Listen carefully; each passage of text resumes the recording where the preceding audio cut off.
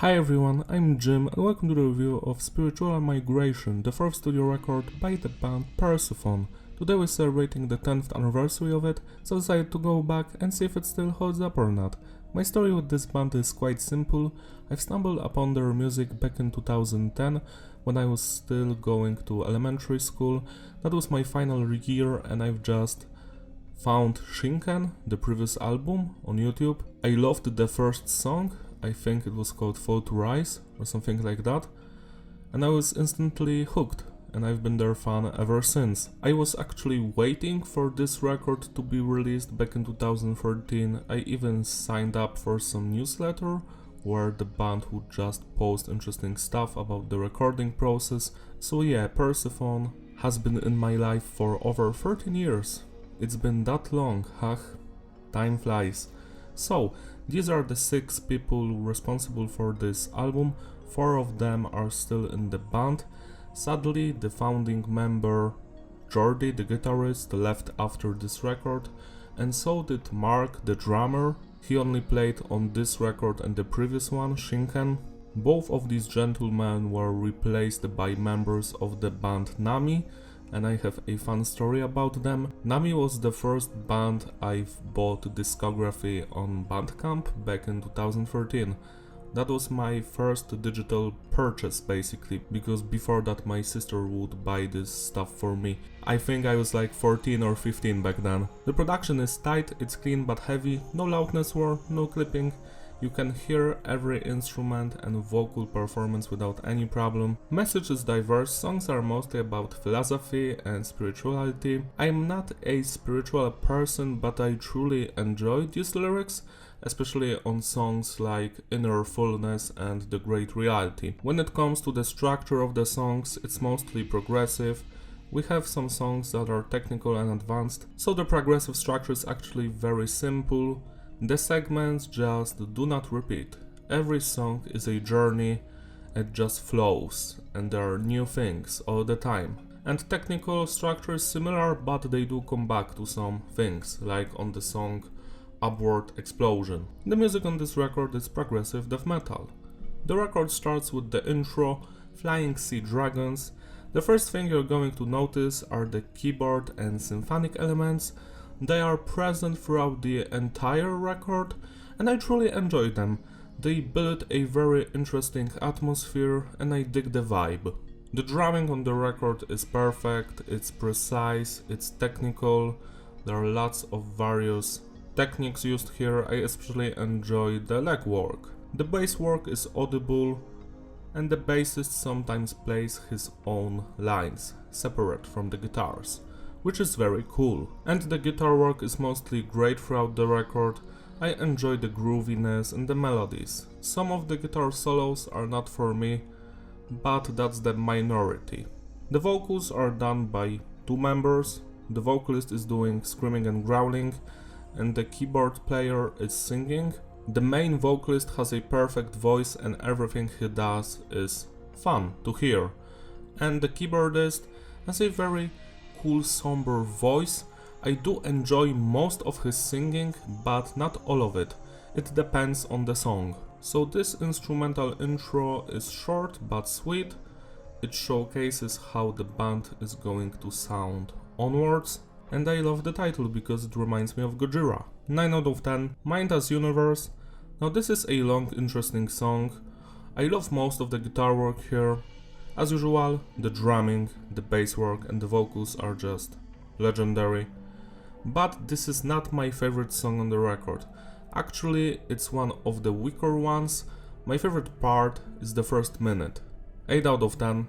The Great Reality is my second favorite song on this record. I just love the emotions behind it, the intensity, the energy. It's all here. The first 2 minutes are just flawless. I love repeating those segments a lot. Then we have some guitar solos and some different stuff. It's still great, not as great as the first 2 minutes, but I do enjoy every single second of this track. Highly recommended. 10 out of 10. Zazen or Zazen Meditation. Now this track is another instrumental piece. It's very calm. It's like a palate cleanser because the previous 2 songs were very intense. so now you can just chill and relax, and it's truly fun to listen to. 8 out of 10. The Majestic of Gaia is my third favorite song on this record, but I do have some problems with it. I love the main guitar riff, you know, the one that will repeat in the second part of the song. The whole intro, the first 40 seconds are just beautiful. I wish that part would never end, but sadly it does. Some of the clean singing here just doesn't work for me, and it actually hurts the song. But besides that, it's almost a perfect piece that I enjoy. 9 out of 10. Consciousness, part 1 and 2. The first part is very somber and mellow. It's just a chill out song. I enjoy the melodies and the vibe. 8 out of 10. Second part is much more intense and heavier. I enjoy the solos here, the guitar work. Again, not the best song here, but it's truly enjoyable. 8 out of 10.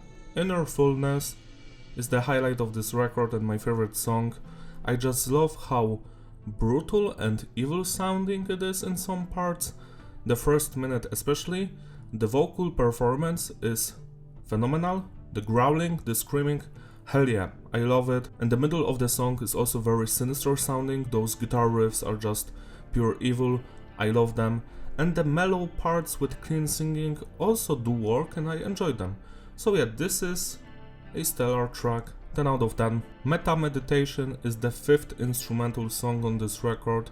And again, it's another chill out song, you know, to just reflect on your life. 8 out of 10. Upward Explosion is an interesting track because it's very short, less than 3 minutes, and it punches you right in the face. I love the guitar work, that main riff that repeats at the end. I just love the grooviness of this one.